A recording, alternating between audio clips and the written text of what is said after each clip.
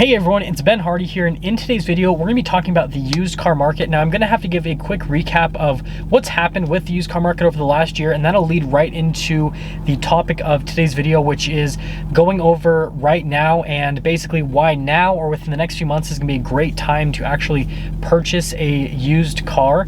And so with all that being said, let's just get straight into the video. First off, we need to recap what has happened over the last year or so. So back in 2019, the used car market was basically going at its normal depreciation curve for most cars.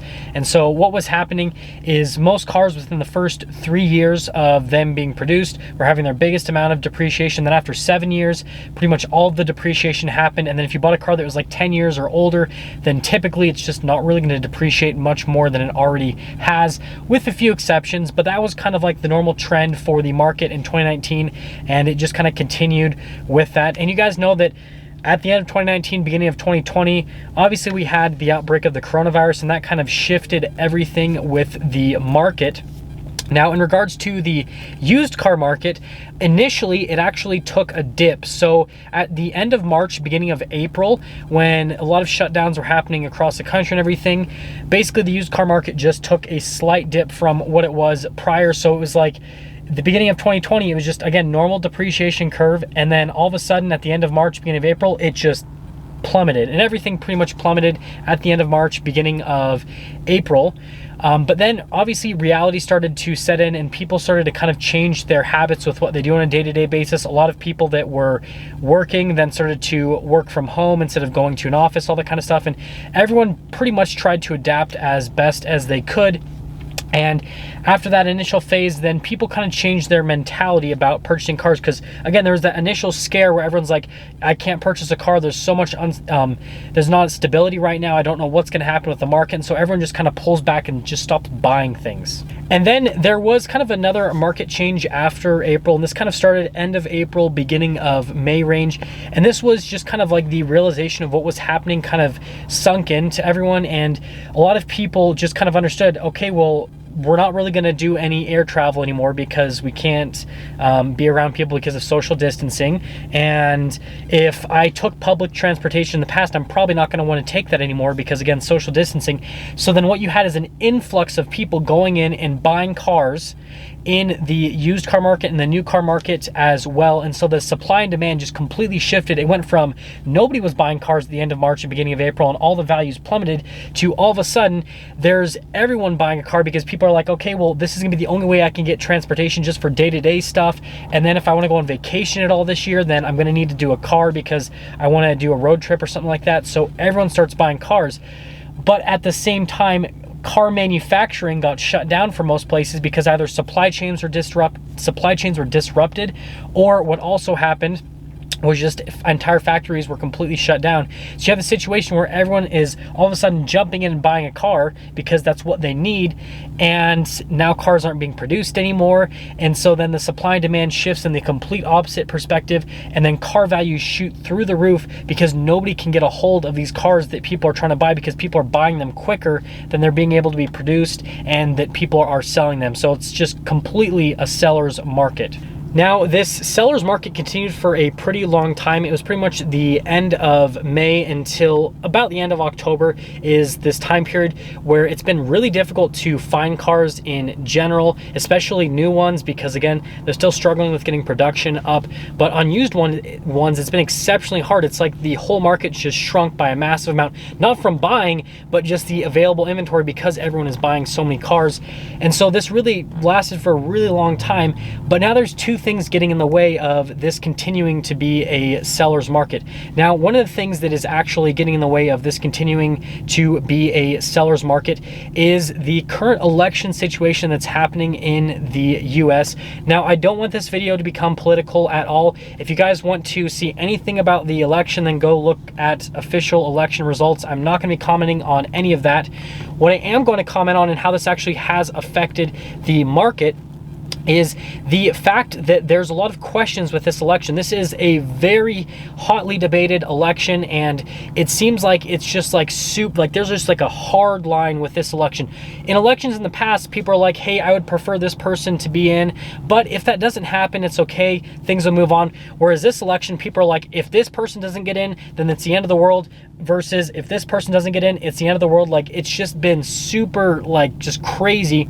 And so leading up to the election, automotive sales dropped a massive amount because people were really fearful of what was going to happen, because they're like, hey, who's going to get elected into office? And it wasn't just with the presidency, it was also with the Senate to an extent, and then also with the House of Representatives. And so people are kind of just waiting, seeing what happens. And so the market again took a little bit of a dip, where it was still a seller's market, but cars were on the market for a longer period of time. So the car values were still there, but the cars were just taking longer to sell than they were prior. So now we go through the whole election period, and obviously you guys can, again, go look at the news and all that kind of stuff, and you can see there's on the presidential side of things, it's all over the place, and I don't really want to comment on that because we really won't know until December, when the Electoral College actually casts their votes to what's actually happening there. Obviously, there's predictions on both sides with what's going to happen. But on the other side of things, the election for the Senate and the House of Representatives has pretty much been determined, right? I know there's a few recounts happening with that, but for the most part, it's pretty much been determined how many people of each party are going to be in the Senate and then in the House of Representatives. And once this was figured out, the market kind of just like skyrocketed again, and people started going back into their normal buying habits, because people realized, oh, well, this is what's going to happen. Things aren't really going to change as much as we thought they would, per se. And so then people are going back into their normal buying habits. They're buying cars again.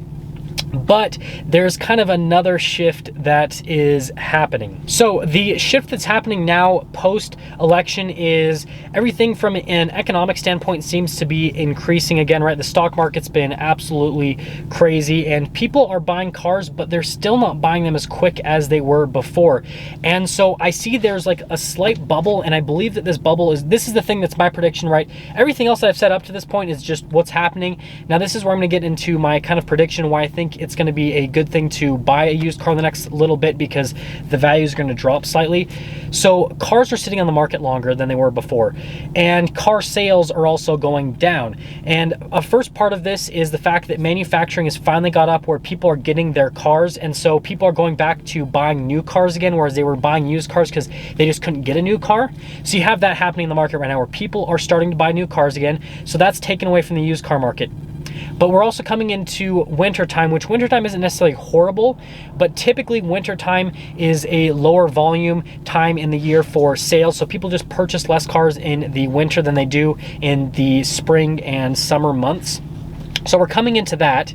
And then on top of that, again, like I said, I don't want to comment on it too much, but there is still a little bit in terms of questions and everything with what's happening on the presidential side of the election. And so people have pulled back slightly, I've noticed, but it hasn't been a massive amount. But just because of all these factors combined, right, between the winter months and the fact that new vehicles are being produced again and again, questions with the election and all that kind of stuff, and what's going to happen, right? Are there going to be more lockdowns? Are more people going to lose their jobs? Like, what, again, what's going to happen with that whole situation? The market's kind of slowed down a lot, and so I foresee values to drop. I'm sure most of you actually work full-time jobs, so you're not analyzing the used car market all the time like I am. And so again, what I've seen is prior to the election and everything, and after coronavirus, right, in May, the used car market shot up, and then it's just been flatlined this whole time, pretty much throughout the whole course of the year. And now it's taken a slight dip, not much, but here's what I foresee happening. So I think that this flatline curve is going to continue throughout the entire month of November, but then I think in December, January, February, I think it's going to start slightly going down in terms of the value with used cars. I think that the time it takes to sell a car is also just going to keep increasing to kind of get back to what it was before. And so my biggest piece of advice is, if you're trying to sell a car right now, then sell it right now. I wouldn't be waiting at this point, because I think that right now is going to be like the tail end of trying to catch getting a little bit extra value for your car if you're trying to sell something. And again, this is just my opinion. This isn't necessarily going to be reality, but based off of what I observe. This is kind of the trend that I see happening. And then if you're looking at buying a car, I think that right now and over the next few months is actually gonna be a great time to buy a car, because you're gonna have a little bit more negotiating power than you were prior. Because throughout the entire course of this year, if you went to go and negotiate on a car, there was really no negotiation, because a car dealership would say, hey, this is the only one we have. This is the only one we've had for months, whatever. They can use whatever excuse that they want. And so you're gonna have to pay full price because we've got 3 other people trying to buy this car. Whereas now it's shifted to where the demand is lower, and so I think you're gonna be able to negotiate prices down a little bit compared to before, where you weren't able to do that. And I think on top of that, you're also going to be able to basically have more options with cars, because they're gonna sit on the market for longer. And so since they're sitting on the market for longer, you're gonna have more people trying to sell cars, and it'll just kind of be this like positive feedback loop where there's more options at lower prices. And so I think it's gonna start to turn into a buyer's market again, like it was before, and shift away from being a seller's market. Now, I just want to reiterate that this is just based on my observations and my opinion, and the market's going to do whatever the market does. So if I'm wrong, but I'm pretty sure that that's kind of it's just the trend that the market's going towards. And you guys will actually notice in my personal buying habits, it pretty much reflects what the market's doing at any given time, because I look at the market and I buy and sell based on what the market's doing. So like this whole year, you guys have noticed I've gone through cars pretty quickly. I've only had them for a few months, and then another car, and then another car. And the reason I've been doing that is I've either been able to make a little bit of money, or I've been able to break even on cars, which that's something you can do in a seller's market, just because if you get the cars for the right price, then boom, you can flip it and sell it for more money. Not easy to find those cars, but you can find them. Whereas over in a buyer's market, when there's all these options, just because of how long it takes to sell a car and all this other stuff, it's not as easy to do. And so you guys will notice over the next little while, I'm gonna be buying more cars for the channel, but I'm not gonna be getting rid of as many cars for the channel, because what I basically do is I keep them for a little bit longer. It's gonna help me from a tax perspective if I keep a car for longer anyways. But then from a resale perspective, I just kind of wait until the market's really hot for that car, and then I go to sell it, versus being able to sell it right away because the market's hot for every single car. So hopefully that makes sense. Hopefully that helped you guys out if you're looking at buying a car in the next little bit, or if you're looking at selling your car right now. As always, if you're stopping in for the first time, please subscribe, comment down below what you think, and then I'll see all of you in the next video.